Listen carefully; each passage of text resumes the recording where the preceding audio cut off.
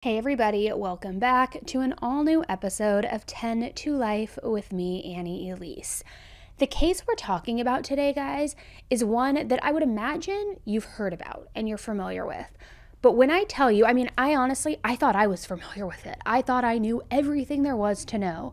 When I tell you how wrong I was, because when I really researched this case, it was more horrific, guys, than I could have ever imagined. And there were so many details that I had never heard that I didn't know, that out of watching all of the coverage I've watched over the years, I'm shocked that I never had heard these before and that nobody included them in their coverage. So I was like, I wasn't going to ever cover this case. Honestly, it was never even on my radar.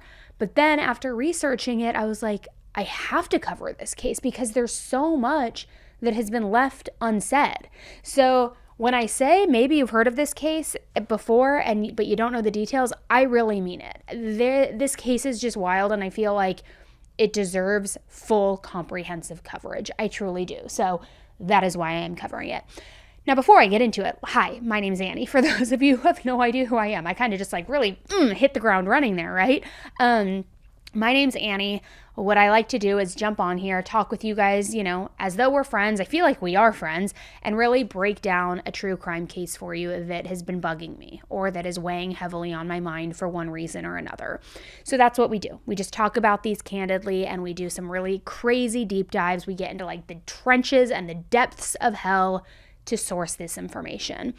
If you're returning 10 to Lifer, you get it. You know what we do here. You're not new. You understand, but welcome back, and thank you, as always, for your constant support, your watchfulness, I don't know what you would call it. You get it. I'm thanking you, and I'm excited to have the newbies here as well. So, talking about this case again, I've covered a lot of cases where there are some people who are just unfortunate enough to cross paths with the wrong person at the wrong time. And those stories are horrible because you get wrapped up in all of those questions about whether something could have played out less tragically if maybe someone had just made one tiny little decision differently. But then it's almost creepier when you hear about someone who meets a terrible fate because they were intentionally targeted. They're just living their life, right? Going about their business, completely unaware that somebody they know, somebody they trust, is plotting their murder. And there's nothing that they could have done to change the circumstances or save themselves. And honestly, after we hear and talk about so many of these cases, it really is enough to make you feel like you can absolutely never let your guard down, because you don't want to end up like Heidi Broussard. Guys, this is one of the heaviest cases that I will have covered to date. Like I said, there are so many details untouched. Let's jump right in.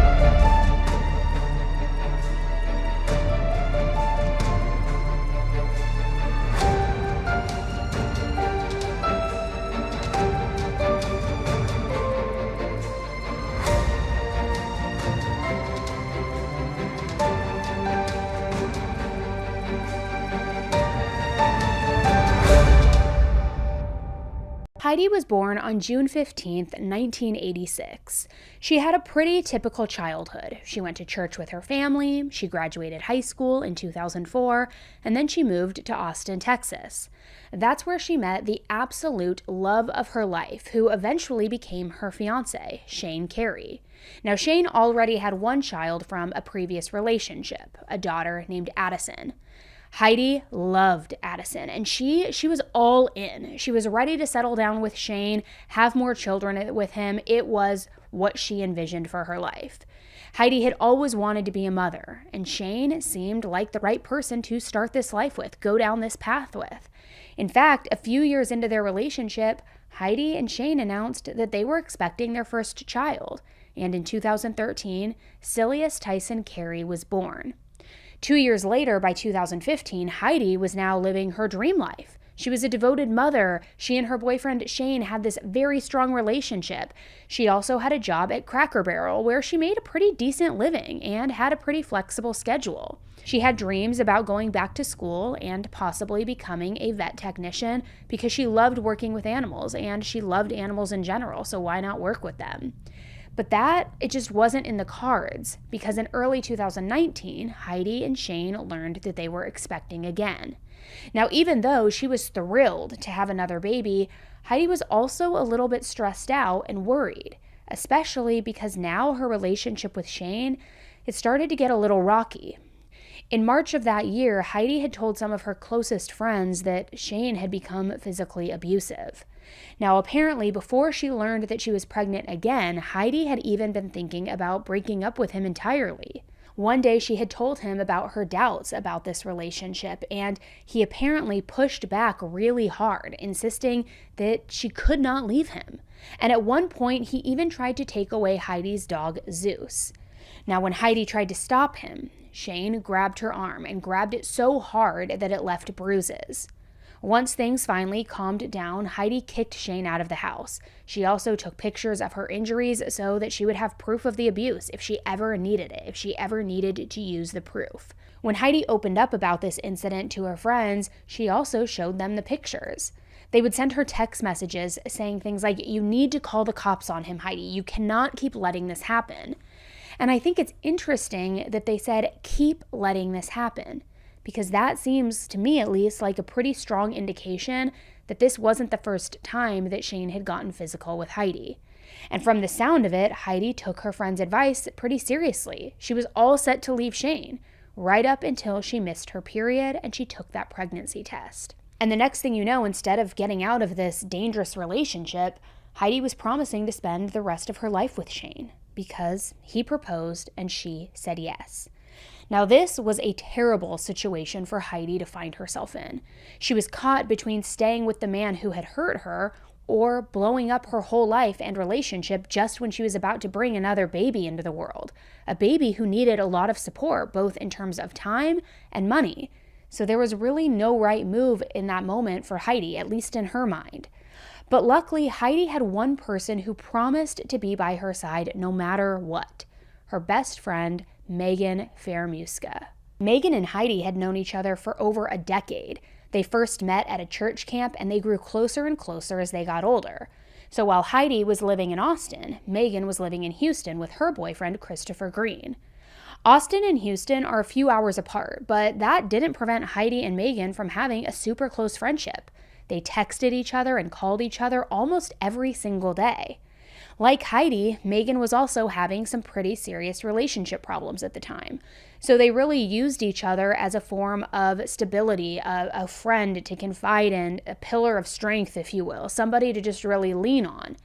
Now in March, which is the same month that Shane left those bruises on Heidi, Magen and her boyfriend Christopher broke up.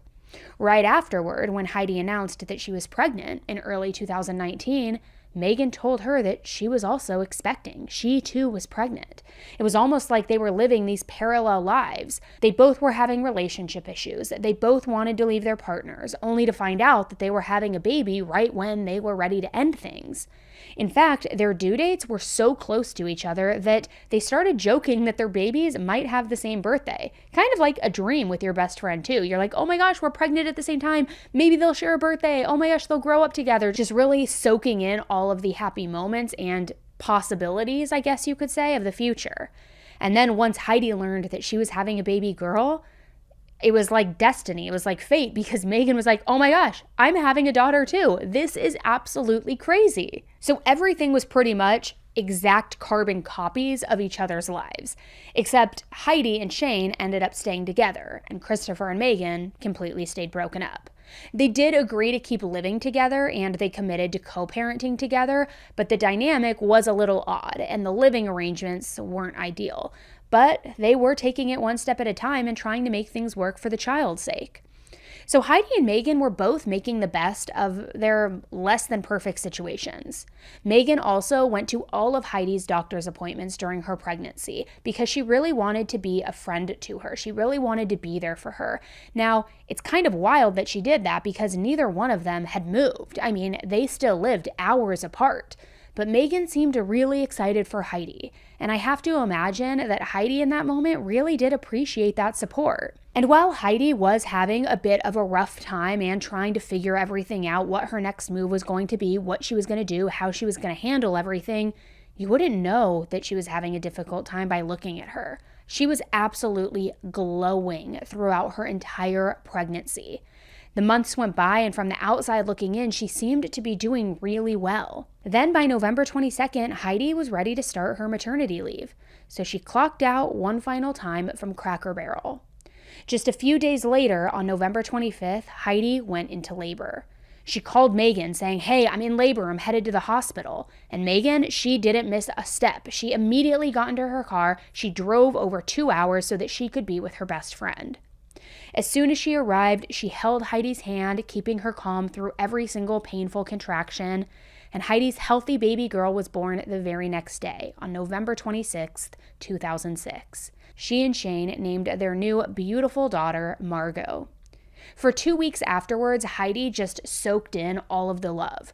Her friends and family came over to meet Margot, and Heidi even took the baby to her first Sunday service at church. I mean, after all, Heidi was still very devout, and it was important for her to share her faith with her new baby girl right from the beginning. Now, I don't want to mislead you, because I'm not trying to say that motherhood was all roses and sunshine for Heidi. She was now a mother of 2. And Shane hadn't taken much time off of work.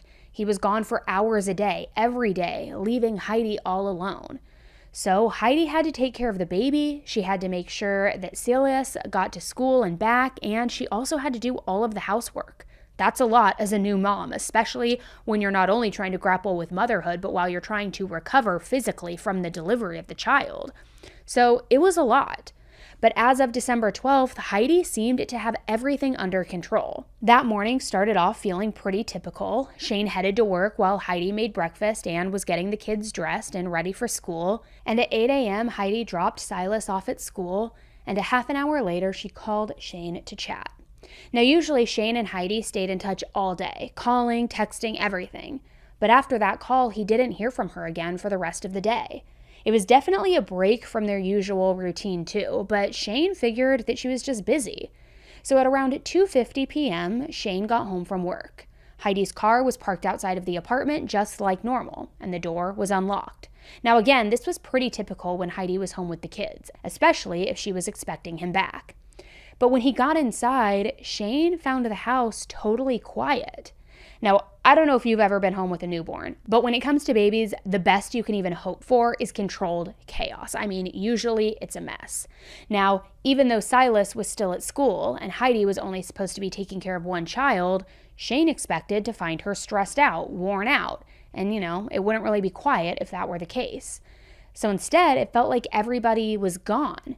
And sure enough, nobody was home. Now, I'm not sure if Shane walked around looking for Heidi and Margot, but either way, he figured out pretty quickly that they weren't around. Except Shane knew Heidi wouldn't go anywhere without telling him, especially if she was taking the baby with her. So this was all pretty weird, but Shane brushed off his worries once again, just like he had when Heidi stopped texting him during the day. He settled in, he grabbed a snack, and he went to pick up Silas from school when the school day was over. By the time Shane and Silas got back, Heidi and baby Margot were still nowhere to be found, though. They also still hadn't called, they still hadn't texted, nothing. When Shane tried to call Heidi, his call immediately went to voicemail, like her phone had been turned off. So that's when he started to finally begin to worry. Shane began looking around, and he was trying not to panic and trying to see if he could maybe find a note or some other sort of clue that would reveal where she was. Like, oh right, I totally forgot. Heidi said she was going to go do such and such this afternoon, go to Target this afternoon, whatever it was. Except there was nothing. There was no sign of what happened. He also decided to go through her car, which, remember, was parked out front. So it's not like Heidi had driven off when she left or maybe was like going out and running errands. And inside the car, he found her purse and baby Margot's diaper bag. So that had Shane even more worried because there was no way that Heidi would go somewhere, even for 5 minutes, without the diaper bag. And I don't think I have to tell you, if you've ever had a newborn, you know that's just not an option, period. That diaper bag is glued to you for like the first year. At least it was for me. So now Shane was absolutely convinced that something had happened to his wife and daughter. He was panicked. He was worried. So he called the police and he reported them both missing. Everything was here, like all the baby stuff. We're all stumped because everything's over here, our car's over here. So then it shows no signs of struggle. There's nothing. And the police immediately started searching for Heidi and the baby. But interestingly, they never issued an Amber Alert for Margot. Now, that's because the Texas Department of Public Safety, the agency responsible for issuing the alerts, didn't think that her disappearance met their criteria. As far as the police knew, Margot was with her mom, and they had no reason to think that Heidi posed a threat to her. And since they weren't sure if Heidi left willingly or if she was abducted, they couldn't say with any certainty whether or not Margot was in danger. Now, of course, they couldn't rule that possibility out either, so the detectives started talking to witnesses and also notifying Heidi's friends and family of her disappearance. Now, Heidi's parents and her friends were, of course, horrified.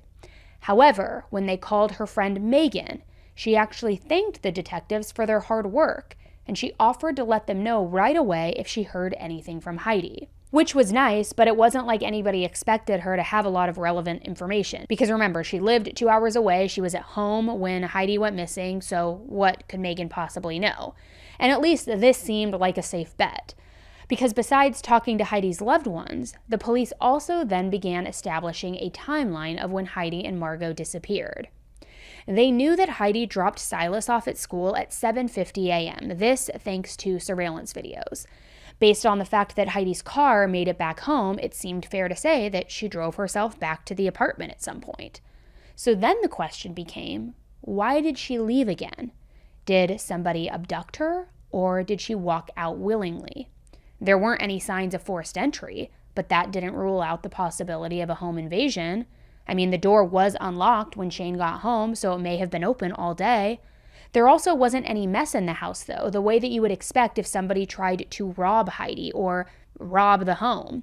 In fact, there weren't any valuables missing, which again suggested that whoever was behind this wasn't interested in stealing from her and wasn't interested in stealing from Shane. So far, there were no good leads. The investigators went door to door interviewing the neighbors who lived in Shane and Heidi's apartment complex, and most of their statements, honestly, weren't very helpful. Nobody heard any screams, nobody heard anything like that, anything suggesting that Heidi and Margot had been taken by force. But one person, an unidentified neighbor who lived in Shane and Heidi's building, ended up being a goldmine of information. They told the police that they saw Heidi and another woman around her age, and they were hugging outside of Heidi's front door. Then, the two of them left the apartment with a car seat, and presumably baby Margot. And then later, Heidi and this woman got into a car, but not Heidi's car, and then they drove off together. So based on the neighbor's description, it sounded like Heidi and this other woman definitely knew each other. I mean, you wouldn't hug a complete stranger and then willingly get into a car with them, right? So the detectives went back to Heidi's family and asked them for a list of every single friend, every single relative, every coworker, even any casual acquaintance, anybody who might fit this woman's description. They printed out pictures of some of them so that the police could bring them to the neighbor, show them to the neighbor, hoping that they could be identified. And after they looked over every photo, the neighbor pointed out one in particular. And this person he pointed out was definitely the woman who had been talking to Heidi. And it was her best friend, Magen. Which, if that's true, you've got to wonder why Magen didn't say anything during that initial conversation with the detective. You've got to think that if she was in Austin with Heidi on the day of the disappearance, that might, I don't know, maybe would be worth mentioning, right? That is assuming that the neighbor identified her correctly, which honestly they may not have. We know that eyewitness accounts aren't always 100% accurate. We're all human and memory can be unreliable, which seemed especially possible in this case. So the police asked Shane if he had any reason to think that Magen would be in Austin that day. And he said that Heidi never said anything about it, and she would have. If she had any sort of plans with Magen, she would have mentioned it. I mean, they lived so far apart and they didn't see each other that often, so it definitely would have been something that she would share if she was coming to town. So then the wheels started turning. Okay, why would Magen hide this from us? There was some rocky history in Heidi and Shane's relationship. Was Magen trying to help her escape without Shane knowing? Is that why she's now hiding it and saying that they weren't together? If it was, in fact, Magen, Maybe she was trying to help Heidi. Maybe she was trying to help her escape what Heidi called an abusive relationship. So the detectives tried to be really careful before they took any next steps.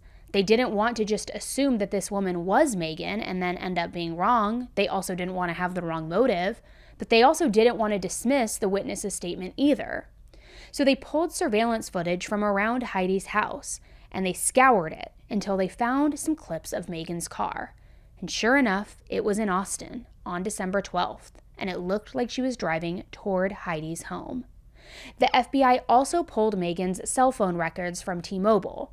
They showed that Magen's phone had pinged near Heidi and Shane's apartment, again in Austin. So now they were 100% positive that this woman was Magen. And this was strange because from what I can tell, no one thought that Magen had any reason to want to hurt Heidi or her child. And it was also odd that Heidi would make plans with Magen and not tell Shane. So again, what was the motive here? Was Magen trying to help Heidi escape? There was a big piece to this puzzle that the police hadn't found yet. But using all of the information they had, they did funnel it down to that. They made a very serious, educated guess. Maybe Heidi had decided to finally leave Shane, and Magen had come to help her get out of the house all while he was at work.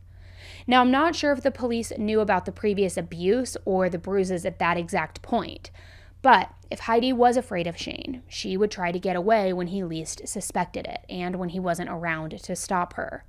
If that was the case, she might even abandon her car and her wallet so that it would be more difficult for Shane to track her down, which, yes, makes sense in theory.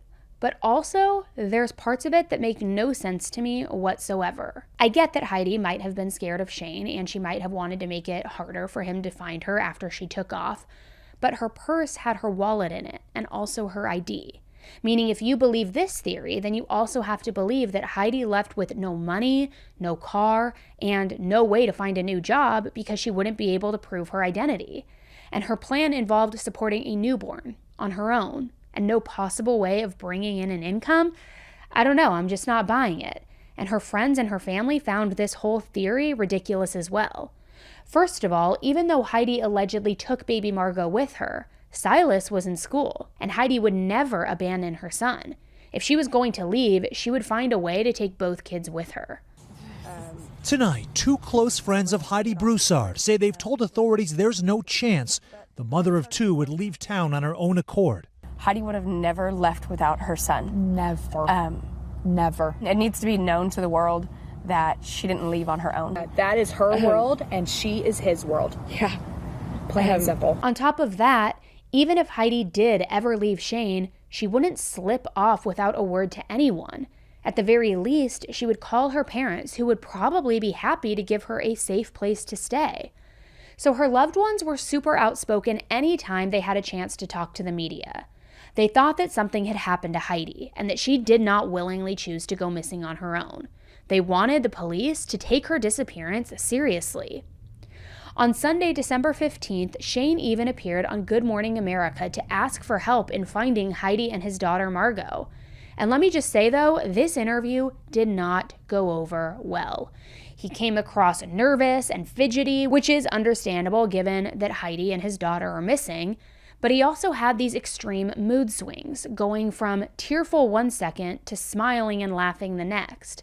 It could have been nerves or just the intensity of the situation, but his whole demeanor struck people as really weird. I'm around 8, and she told me that she went to the book fair. She bought 3 books, cost about $25. It was amazing. Like, she couldn't wait to read to Silas. And I told her I love you, goodbye. And man, this is hard. I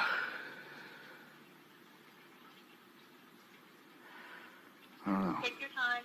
Yeah.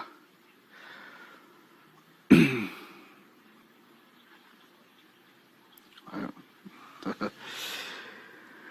So, oh man, I don't know right now. I've just been repeating it all day. And let me know if you want me to move on to another question. No, it's a good question. This is just a weird situation right here. So I don't know. I don't know. She's just an amazing mom. I don't know. I don't know. I need to stand up. I don't know. I can't sit here. This is like making me so. I feel funny. You want to stand up? There's like light. I don't know. Yeah, I'm not good in this situation. Yeah. Stand up. Hey, I'm gonna just reframe a little bit. I'm sorry. No, you're doing great. Okay. Yeah. I just want you to look for Yeah. to look It's good. all right. Yeah, thank you. Yeah. Yeah. And that's the last time I spoke to my my son. Dude, I can't. This is weird. I know. So you're moving my dad. You're moving like I can't be professional. I'm not. This is, dude. Okay, I'm gonna call you back or something. I don't know what to do, man. You're making me nervous. I don't know, man. I just want to be natural, man. I just want to, like, this is not. I don't know. Yeah. Try and look at the camera, whatever you want to look at. Or just whatever. I look down. I'm sorry. Yeah, that's okay. Do that. You can tell me, whatever you can do, just do it. No pressure, no nothing. If it works, it works. If it don't, it don't. That's just the way we got to do it. I just want to get the word out there. I don't care how I look. Okay. You about ready? Okay. Yeah, because it's louder now. Okay. Yeah, so my other question was, is there anything important of Heidi that's like missing right now? Like, is her cell phone there?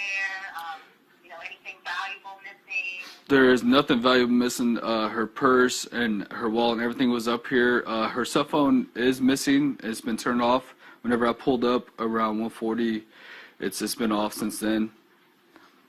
So, like the car seat, everything is upstairs. There's no signs of anything. There's. Right, and how long have you and Heidi been together? I mean, as long as you've known her, has she ever disappeared before? Has she ever, just No. Gone off the grid? No, ma'am. Like She would never disappear. She is an amazing mom. She'll never. We have a 6-year-old son named Silas, beautiful kid. She would never leave him. She would never do this. Toward the end of his appearance, Shane became extremely emotional. He begged whoever took Heidi and Margot to bring them home safe. He was crying, he was sobbing. But a lot of people who saw this broadcast, they just weren't buying it. Some people thought that he was faking his emotions, maybe to hide his own guilt. I'm sorry. If you could say anything to, the person that she might be with, like the person, because you said she wanted to do this on her own. So Okay. If you could say something to the person who may be involved in the disappearance. If you're involved, I don't care. Set her to the side. She'll find her way home. Just bring her home safe, or put her somewhere safe. Her and the baby. Just feed the baby. She's only 3 weeks old. So, just find a way. You won't be in trouble. Just drop her off. She has a beautiful family.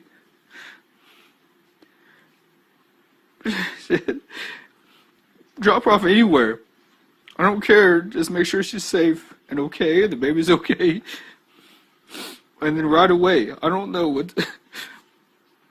I just want her home safe. It doesn't have to be here. Just drop her off somewhere safe. If it is somebody. Just please come home. Or drop her off at my doorstep. I don't care. Just bring my family home. It didn't help that just a couple of years earlier was the Chris Watts case. And if you are a true crime buff, you know it is almost a go-to staple. Anytime a spouse, partner, husband, whatever it is on TV giving an interview, people jump to speculate and call it out. He's giving me Chris Watts vibes. He's acting like Chris Watts. And this was actually fresh off of the Chris Watts case. So everybody was just looking at him like he was suspicious. He was the villain. So as Heidi's story spread across the internet, people on Reddit and social media just jumped straight to blaming him, alleging that Shane must have killed Heidi, and he also must have killed his newborn baby girl. Then those pictures of Heidi's bruises came out, and this whole online speculation, rumor mill, wildfire just hit a fever pitch. And it really didn't look good for him, because now people were saying he has motive. He has history of being abusive. Maybe he lost his temper. Maybe he couldn't handle the stress of having a newborn. He snapped. He's hiding them. He was at work. He has all of these things. I mean, it was just going crazy. People were online painting him as a murderer. People were suggesting different motives. It was really, really crazy. So 2 days after the disastrous Good Morning America interview, investigators held their very first press conference about the case. They admitted that they still hadn't found Heidi or Margot, and they were now pulling in the FBI and the Texas Rangers to help them. They also shared that they had 2 leading theories, which barely counted as theories at all, if I'm going to be honest. Either Heidi had left on her own, or she met foul play, which obviously, that's not a theory. That's just a starting point for an investigation. It sounded like they hadn't even figured out most of the basic information in the case. They'd made no progress whatsoever, and by now, Heidi and Margot had been missing for a full 5 days. Now, during the press conference, someone asked the officials if they believed that Heidi and Margot were still alive, and the answer was pretty optimistic. At that time, they had no reason to believe that either one of them had been hurt or killed. So after that announcement, things started to quiet down for a few days because there weren't really any new breaks. Heidi's family came to town to help with the search efforts, but they didn't get any further than the authorities had. 3 days later, on Friday, December 20th, the investigators held another press conference. But this time, they weren't nearly as hopeful. After 8 long days of searching, they found a body on some private property in Houston, and they believed that this body belonged to Heidi. The only good news in this announcement was that they also had found a baby who was thankfully alive, and this baby was on the same property. So they thought that it was Margot, but they couldn't confirm that until they received the results from the DNA test, and that could take somewhere between 48 to 72 hours. So in the meantime, the baby was in foster care. It is heartbreaking circumstances that bring us here today. As you all are well aware that there has been a lot that has developed in the overnight hours. This all began back on December 12th when 33-year-old Heidi Broussard and infant daughter, 2-week-old baby Margot Casey were last seen as they dropped off their sibling and their son at school, and we have been investigating their disappearance since that time. On Tuesday, APD Detective Harries gave a very thorough briefing to the media on what had been developed at that point through the investigation, and there's a lot that has happened since that time, most notably the events that took place out in the Houston and Harris County area overnight and into the early morning hours today. Detective Harries will give you a briefing here momentarily, updating the specifics of what took place. But what we will confirm at this point is that we did recover an infant female child that we do believe at this time is Margot. However, we are awaiting the results of DNA testing to confirm that identity, and that testing may take us between 48 and 72 hours to get that confirmation. Additionally, we recovered the body of an adult female. We do believe that this is Miss Broussard. However, again, we are awaiting the results of the autopsy to confirm her identity. Now, I have to imagine this must have been absolute torture for Shane, who still had to wait another day or two to learn if his daughter was alive and coming back home. He knew or felt like in his bones that Margot might be within his reach, ready to come home, and I'm sure that he would recognize her in an instant if he saw her. But like the rest of the world, he had to sit and he had to wait for these results. In the meantime, he had a lot of questions, just like everybody else who had been following this case. First and foremost being, how did Heidi end up in Houston? And who did this to her? The answer to that second question came when police made an arrest pretty soon afterward. An arrest of Heidi's best friend of over 10 years, Magen Fieramusca. Now, like I mentioned before, Heidi and Margot had both been found on that same property, specifically the home that Magen shared with her ex-boyfriend, Christopher. So Magen was charged with 2 counts of kidnapping and 1 count of tampering with a corpse. Then the information started coming out, and it was wild. Up until Magen's arrest, nobody even knew that the police had been looking at her as a suspect. Even though the investigators knew that Magen was at Heidi's apartment and that made her a person of interest, it still seemed shocking that she would actually hurt her best friend Heidi. Everybody had been so focused on Shane at this point, too, that nobody even thought that it could be the best friend. Except the police found it interesting that as soon as Heidi realized she was expecting, Magen had also announced that she was pregnant, which isn't necessarily suspicious, but then add in the fact that Magen behaved really oddly around Heidi in the months leading up to the disappearance, and certain details suddenly now weren't adding up. You see, Heidi and her family hung out with Magen at some point after Heidi realized she was pregnant and before Margot was born. At the time, Magen seemed to be acting a little weird and almost territorial. Then, when Magen showed up at the hospital for Margot's birth, she kept holding a pillow over her stomach the entire time. It was almost like she was covering up her baby bump. Again, definitely strange. And Magen's behavior got even weirder afterward. When Shane's parents met their granddaughter for the very first time, Magen apparently interrupted their visit and said that she needed to hold Margot first because she was about to leave. So, I need to hold her. I'm heading out of here, so let me do it first. It was definitely rude and intrusive, but apparently nobody thought anything more of it. In fact, after that incident, Heidi and Shane even offered to let Magen stay at their apartment before she drove all the way back to Houston. Shane gave her a spare key so that she could come and go on her own, and Magen told him that she would just leave it on the counter when she left. However, Shane never saw that key again. Which, once more, it was no big deal at the time. Shane and Heidi trusted Magen. They didn't think that she was going to do anything bad if she kept this key or if she lost it or whatever. I mean, it wasn't a major concern to them, right? So then a few weeks went by, and according to Shane, Magen announced that she had her baby, either on December 8th or December 9th. She texted Heidi about it, but Shane said he never saw any pictures. It's unclear if that's because Heidi never got any photos or if she did but didn't bother passing them along to Shane, but in any event, he never saw them. So then a few days later, Heidi went missing, and Magen was spotted at her apartment, and then the Texas Rangers started tracking Magen's movements.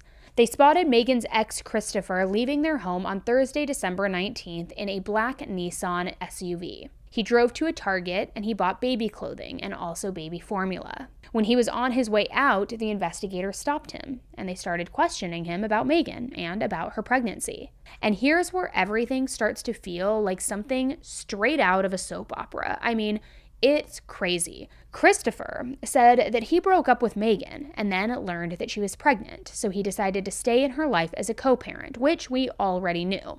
Over 9 months, he saw her stomach get bigger. And one time he says he touched it and it felt hard, which isn't exactly how pregnant bellies feel, but it does feel a little bit more firm, I guess. He also admitted that he had never seen Magen's naked stomach. He figured that it was because they were broken up, so they weren't sexually intimate anymore. That's why. Easy explanation, right? But apparently, he was living with Magen for months, and he never once saw her with her shirt riding up or stripped down to a sports bra, maybe in a towel from getting out of the shower, nothing like that. He also never went to a medical appointment with her, even for all of those prenatal checkups, where the doctor would, of course, have to lift her shirt, do the ultrasound, do the checks, all of the things. So clearly something really weird was going on between Christopher and Magen. But from what he told the police, it sounded like Christopher never bothered to press her on any of it. He admitted he wasn't even present for the birth. He said Magen just left the house on December 12th and then came back the next day with a baby, a little girl that they named Luna. Now, before I keep going with Christopher's story, I do want to make a really quick note about the timeline, because I know some of these details can be hard to remember as the story goes on. So Christopher thought that Luna was born on December 12th or 13th. But Heidi got that text from Magen about how she had given birth a few days before then, on either the 8th or the 9th. Already, the timeline between what Heidi reportedly told Shane and what Christopher now was telling the police, it was not adding up. So you might think, okay, people get confused. Someone remembered the date wrong. Except there's no way that Heidi got that text from Magen on the 12th and that Shane thought that it came through a few days earlier, because the 12th was the day that Heidi went missing. Literally, Magen had to have texted Heidi before December 12th, because otherwise, Heidi would never have gotten that text and told Shane about it. So either Magen had told Heidi that she had her baby when she was actually still pregnant, or somebody was telling a mega huge lie to the police. Anyways, when Christopher came home on December 13th and saw Magen with the newborn baby, she was super evasive about what had gone down over the past couple of days. Now, I've got to imagine that as the father, Christopher would have wanted to be there for the birth. At least, she should have texted him to give him a heads up. But she wouldn't give a straight answer about why she had kept such humongous news to herself. She just told him, "Don't be mad. Don't be mad." Then Magen told a very vague story about how she had gone to a birthing center, and I guess Christopher just accepted it. It's amazing how much this guy just took on faith. I mean, it's truly wild, but I get it. Sometimes guys don't know all the ins and outs like women do, so maybe he thought that that was plausible. Who knows? I guess the detectives thought that Christopher's ignorance was a little hard to swallow, which honestly, no kidding, because they pressed him for more information, and then he snapped, and he said, "She's been really distant with me about that stuff. I don't know why." So at least even he thought it was a little strange for Magen to tell him absolutely nothing about how and when Luna was born. But it seems like up until this conversation, he had never actually paused to say like, "Hey, Megan's been evasive and suspicious, and her good friend and her baby just went missing. I don't know, maybe I should probe into this a little deeper?" So finally, the investigator showed Christopher a missing persons flyer with pictures of Heidi and Margot on it. And Christopher responded, and this is a direct quote, "That's the baby at my house." So I think this was the moment that the wheels finally began turning in Christopher's head. Right there with the police watching, he pieced together the fact that Megan's baby wasn't in fact Megan's baby.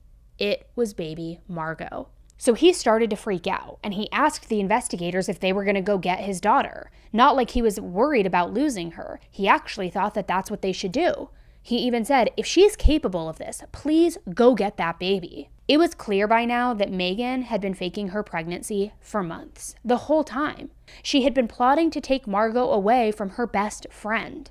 Now it seems like it was so that she could pass Margot off as her own, with Heidi completely out of the way. She made a baby registry, she told all of her family that she was expecting, and of course, she tricked Chris into letting her live in his house with him for 9 months. And to be clear, Christopher was totally innocent through all of this.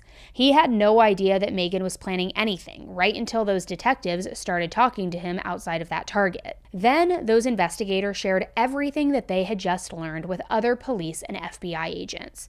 And they were staked out outside of Magen and Christopher's home. So literally, right as they received that call, Magen walked outside with her cell phone and with a baby monitor. The FBI agents walked up and they began questioning her. She told them a story that mostly fit with what she had told Christopher before. Supposedly on December 12th, she went to the beach with her cousin. She ended up going into labor. They rushed to a medical facility, and that's where Magen gave birth. But coincidentally, she couldn't remember the name of the birthing center, only that it was in the Woodlands, which for the record is the name of a very rural area in Texas. It's pretty wooded, but Magen wasn't trying to claim that she gave birth in the middle of the forest or anything like that, but it still was very kind of vague. So understandably, the detectives, they weren't buying it. They asked her if anybody could corroborate her story, and Magen said that the police would have to talk to the hospital staff, who, again, she couldn't name. And she couldn't name any of these people who apparently worked at this mysterious birthing center.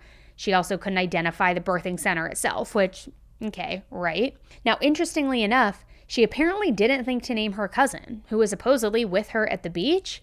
I highly doubt this unidentified relative just abandoned Magen when her contractions began. But to hear Magen tell it, her cousin was only around for the first part of the day, and then she was apparently all alone when she actually gave birth. Convenient.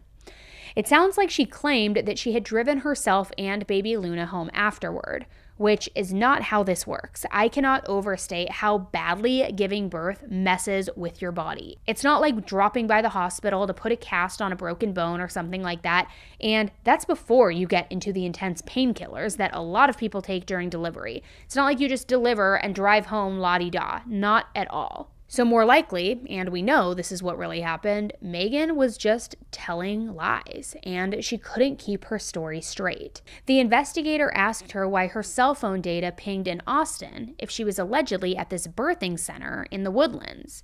She said that she wasn't sure because she definitely was not in Austin that day. Now, by this point, there were red flags everywhere, so the investigators obtained a search warrant for Magen and Christopher's home, and that's when they found what they had been looking for the entire time. Heidi's body had been in the trunk of Magen's gray 2015 Nissan. It was stuffed inside a duffel bag. Margot was thankfully safe inside the home. They also pulled Magen's online search history and some other digital records. They showed that before Heidi even gave birth to Margot, Magen Googled her friend's name, Heidi Broussard, and she had Googled it 162 times. Then, on the day that Heidi and Margot went missing, Magen searched reasons for Amber Alert, as well as Amber Alert issued in Austin. So obviously, she knew that her friend and the baby had disappeared before it even made the news. And she knew that because she was responsible for it. She just had to wait and see when everybody else would notice. Once Heidi's body was found, the detectives determined that her cause of death was ligature strangulation and asphyxiation. So in simple terms, Magen strangled her best friend with her hands and also with a dog leash. I cannot imagine how that must have felt, not only to be murdered, but to be killed by the one person who was supposed to always be in your corner, a friend, a best friend that you trusted deeply. And not only that, but when Heidi took her last breath, she had to know that her baby couldn't possibly be safe with Magen. So that betrayal probably cut that much deeper. On one hand, what Magen did was so cruel, and it's terrible that Heidi lost her life so senselessly. But at the same time, it's clear that something was seriously not right with Magen and with her decision-making. She couldn't possibly have thought that this plan would work. How long did she think that she could go before somebody would notice that she never actually got pregnant, or that her daughter was born under these super suspicious circumstances right after her best friend died? I don't know, that's not the thinking of a rational person, right? And that's before you get into the fact that if Magen was desperate for a child, there were other methods that she could have tried. I'm not sure if she struggled with infertility or if she believed that she couldn't get pregnant, but there's adoption, there's fostering. The fact that she zipped right past those options and just decided that the move was going to be to murder somebody that she loved and considered a good friend, it just blows my mind. But now Magen had been caught, and Margot was on her way back home to be reunited with her dad. When Margot's DNA test came back, they confirmed that she was who everybody thought that she was, and she was finally reunited with her family. You're so beautiful. Yes, you are. Yes, you are. Heidi loved Magen. They had a great relationship. I went over in my head about 1,000 times. I should have been there. I should have noticed something. She was a friend, You would not suspect this at all. At all. You guys found out Heidi was pregnant. Do you remember hearing that Magen was pregnant too? I think it was pretty much at the same time. Magen said that she had the same date as Heidi. You never questioned it? I never questioned it at all. Why?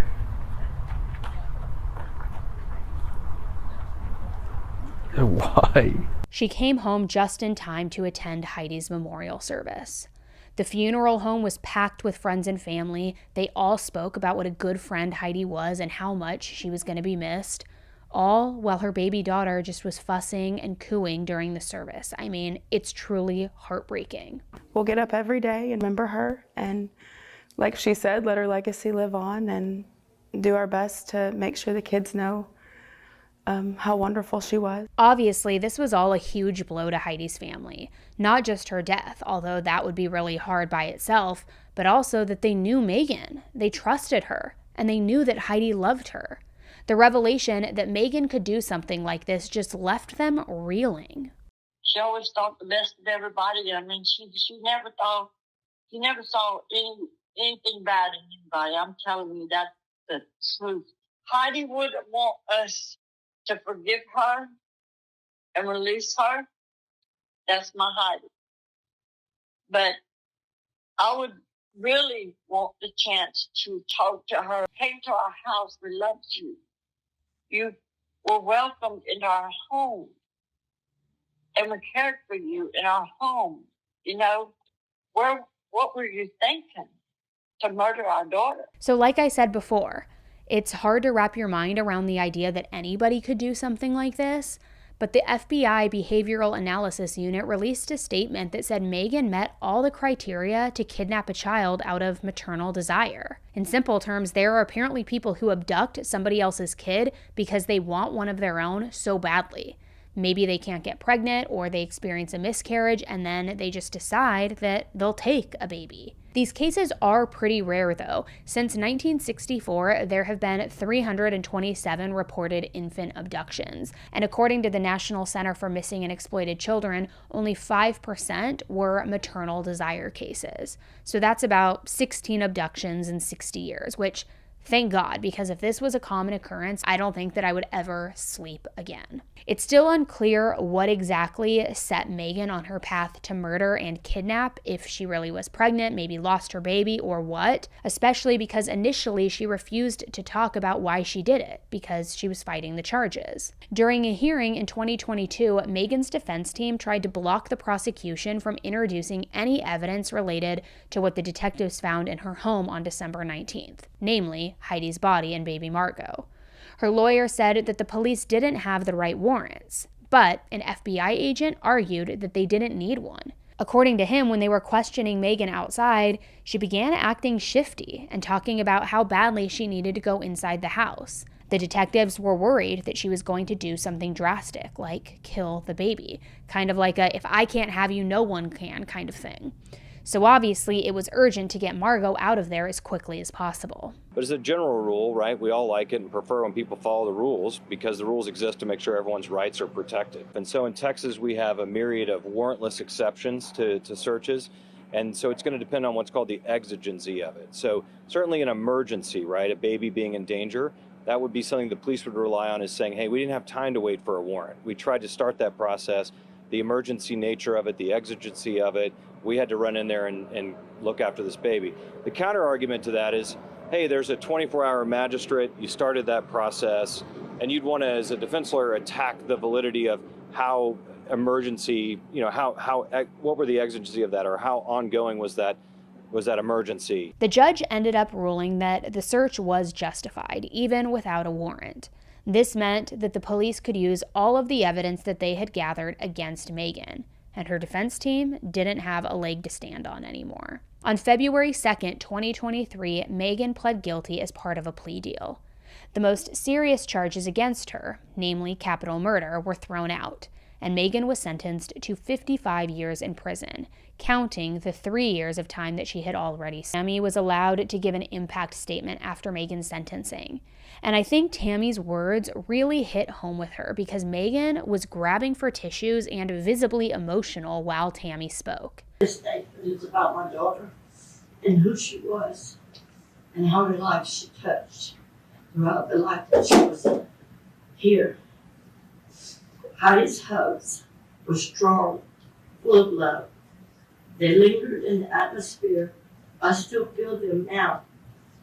She loved beyond measure, and she never gave up on anyone. When I think of her, which is every moment and everything I do,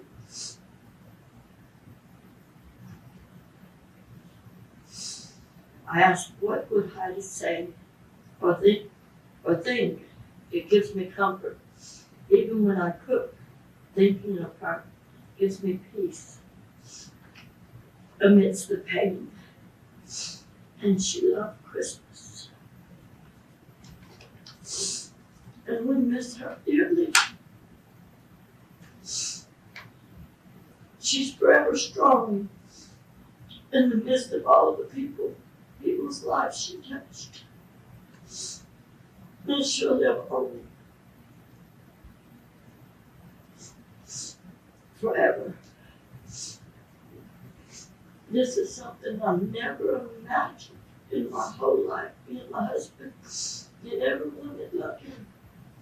Our children, would ever face with her because she was just so much fun and she was so full of life. And now it's been taken from her. I wonder if Magen ever sits back and thinks about the fact that her friend is gone forever and it's all her fault. She'll never have another amazing Heidi hug. They'll never decorate for Christmas. And Heidi will never get to see Margot or Silas graduate from school, fall in love, grow up, get married, anything. All because of Magen's ultimate betrayal. This case really reminds me a lot of the Reagan Hancock and Taylor Parker case. If you aren't familiar with that case, I will link it for you in the show notes below. But that case even has a whole different twisted element to it because of the lengths that Taylor went to lie about her entire life, who she was, who her family was. I mean, when I tell you that that case was a roller coaster, it was a roller coaster. And unfortunately, it happened around this time too. And it was just like two of very, very similar cases. That one, a little more gruesome in the way that the baby was abducted, but I won't share that on here. I'll let you watch that if you want to watch that. But nonetheless, I mean, equally heartbreaking.